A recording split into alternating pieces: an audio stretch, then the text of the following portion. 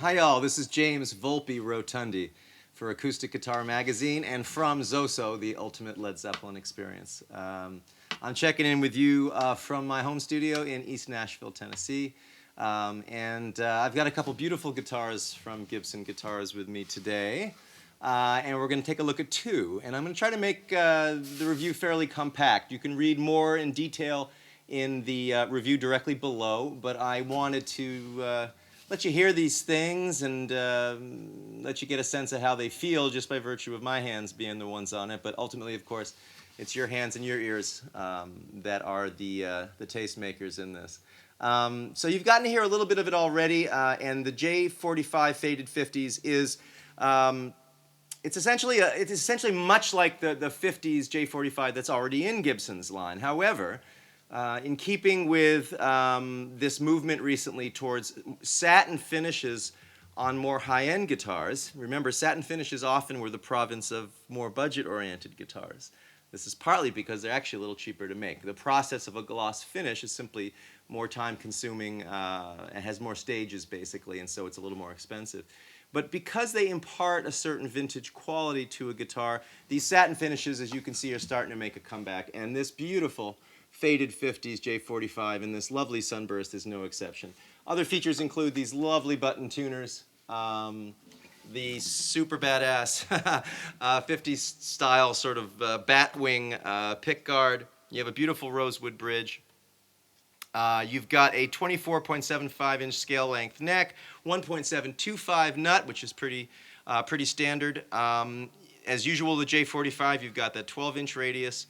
But again, this is a satin nitrocellulose finish, okay? Now, what I love about this guitar is basically its J-45-ness. You know, it doesn't depart that much from the sacred scriptures of the J-45. And yet, I do want to say that in my review, I think I maybe accentuated that the velvety thing, the rich mid-range thing, and all that. The first J-45 50s Faded that I tried, I felt was a little mellower sounding. This one actually has a little more brightness to it in top end, which I find incredibly pleasing. You can hear it. Okay, it's not that sort of Nashville studio zing or pop record zing, but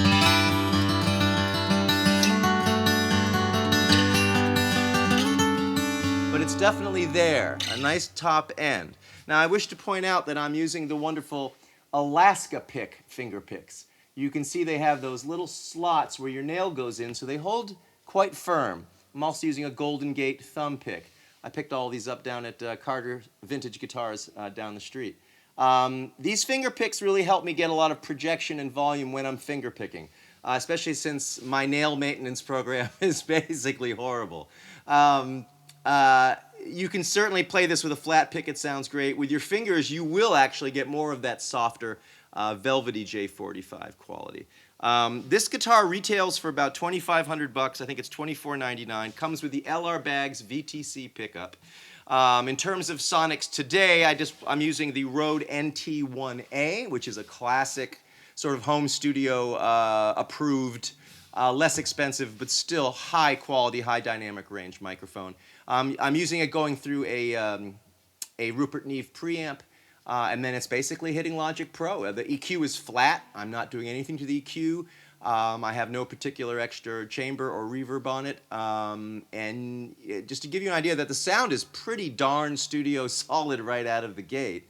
And even in a room, it just sounds really terrific. I'm very fond of this guitar. I think, like I said, in my review, I think I kind of painted it as a classic J-45 and maybe nothing more. What I probably left out is the fact that a classic J-45, well rendered, like this one, and so pleasing to the eye like this one, has a certain magic. I've always been J-45 curious. This is sort of my initiation. And in a minute, I'm going to take you over to another example of a new J-45, the Kev Mo 3.0. 12th fret neck joint J-45. But before we go, let me just give you one last little taste of this, climbing up the neck. And you can hear how the colors are just real nice, real even, real smooth. Again, a terrific studio guitar.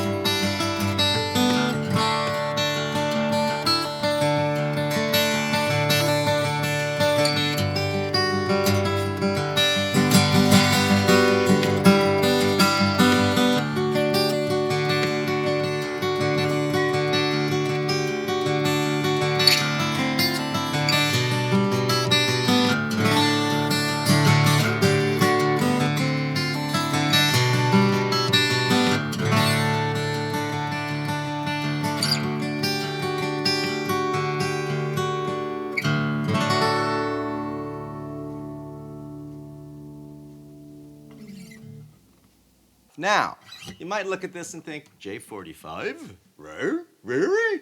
Because it's got a few different things about it. Notably, there's no pickguard on it. You could probably get away with the argument that the shape is maybe a little closer to what they sometimes call Southern Jumbo or Advanced Jumbo. But it shares a lot of characteristics and features in common with a traditional J-45, with one glaring exception, and it's a good glaring exception, and that is that it has a 12th fret neck joint rather than a 14th. And that does make a big difference. Now, the theories on why this is the case typically run to the idea that by changing the location of the bridge, essentially, vis-a-vis the bracing, that you might be making that bridge a little less stable. Therefore, you're not going to get quite as much sustain. However, you may, in fact, get a little more volume out of the guitar. That's an interesting thought, and to my ears, it plays out to some degree. And I just want to say that between the lovely binding on the neck, a feature I don't normally like, these absolutely outrageous open back Grover tuners, which are delicious, the finish itself, just an absolutely smoking sunburst finish. The lack of a pickguard, which for me gives a guitar a certain symmetry that I find downright sexy. And just all the really strong craftsmanship in this, with, of course, a gloss nitrocellulose finish. I have to say, this guitar really, really did it for me. And one of the reasons it did it for me, besides the usual stuff that you might expect from a J-45, is the way it sort of departs a little from a J-45. For my money, it's just a little brighter, just enough to make it, for me, a little more of what you'd call a workhorse than a regular J-45, because the top end on this has such a... It's still a rounded top end. It's not as bright as a lot of acoustic guitars that you can probably figure I'm thinking about right now. It's still that rounded vintage quality, almost that drop the needle on an old record quality. But it does it extremely well. It has very rich lows, in my opinion.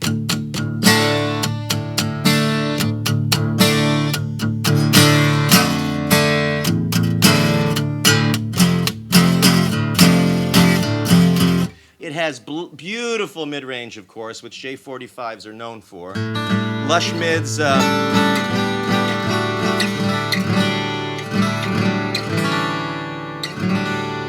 I will say this guitar retails for around $42.99, so it is not in the same price range as our beautiful faded 50s Gibson, which is about, let's see, yeah, $24.99. Okay, so it's quite a bit more expensive, but man, is it a premium instrument. It also has the same pickup system, interestingly, as the 50s faded, the LR Baggs VTC, which is a marvelous system. And while I won't demonstrate it here, because I think we lose the sonics through an amp trying to come through a little mic here and everything back at home, but do your research on built-in pickup systems, and you'll find the VTC is a really lovely one. Baggs making some great stuff. The VTC is no exception. This one, of course, has that. It has a thermally aged Sitka spruce top. If you want to learn anything about thermal aging of tops, check it out. I think there is a lot to be said for it,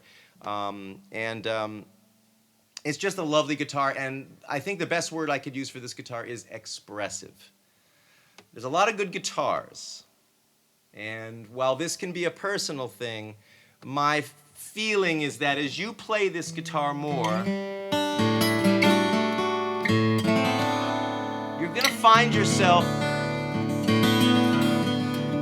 getting into those wonderful zones where you find a chord and your thought is, God, that just sounds so rich and so good. And you'll start to inspire you to take your ideas further. Now, that's a special property of certain guitars. Perhaps it's a kind of mojo, I'm not sure, although I think Kev Mo knows a thing about mojo. So I want to thank him and Gibson for putting their heads together for this really special guitar. which I urge you to check out, along with the Gibson 50s faded J-45. Both terrific guitars. Again, today I've been using a Rode NT1A microphone through a Rupert Neve preamp, pretty much flat EQ directly into Logic Pro, and that's about it. The microphone is the one you see right here. And both guitars, I think, sound exceptional through an amp. They sound exceptional in a room, and they are both mightily studio ready with a focused sound that just seems to love the mic. It's not going to woof out. You're not going to be EQing all over the place to take out low end or to kind of tame the high end. It's they're just sort of beautiful, natural sounds. I hope you check them out soon. Again, it's James Volpe Rotundi for acoustic guitar, and from Zoso, the ultimate Led Zeppelin experience. And I hope you'll come catch us soon playing a fair amount of acoustic material from that band as well. So again, thanks to Gibson for these fine guitars. Thanks for AG for the opportunity to speak to you today. And I hope I see you next time, okay? So I'll leave you with one little thought here with this terrific Kev Mo.